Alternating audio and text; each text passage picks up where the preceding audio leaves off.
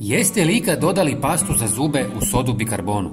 Kad sam prvi put to isprobao, bio sam oduševljen rezultatom. Danas ću vam pokazati zašto biste to trebali uraditi uz još par korisnih dodataka, stoga svakako ostanite do kraja videa. Za početak, uzmite posudu i dodajte 2 žlice sode bikarbone. Zatim ubacite pola žlice obične kuhinjske soli. Sljedeći korak je da dodate nekoliko centimetara paste za zube. Na kraju dodajte 1 do 2 žlice tekućeg deterdženta za suđe.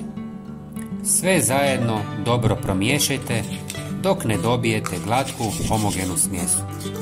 Možda se pitate zašto to radimo.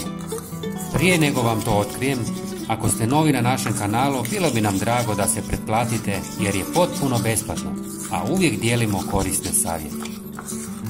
Ova smjesa ima moćno djelovanje i može vam pomoći na razne načine.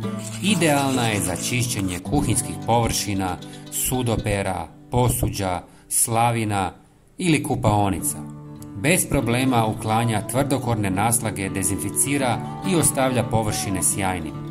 Sve što trebate je nanijeti smjesu na željeno mjesto, ostaviti nekoliko minuta, a zatim isprati vodom.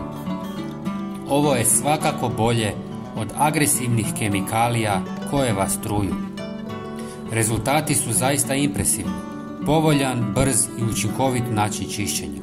4 sastojka koja su većinom već u vašem domu pretvaraju se u višenamjensko sredstvo za čišćenje koje je pristupačno i djelotvorno. Prijatelji, svakako pogledajte i naš sljedeći video na vašem ekranu. Hvala na gledanju i pozdrav!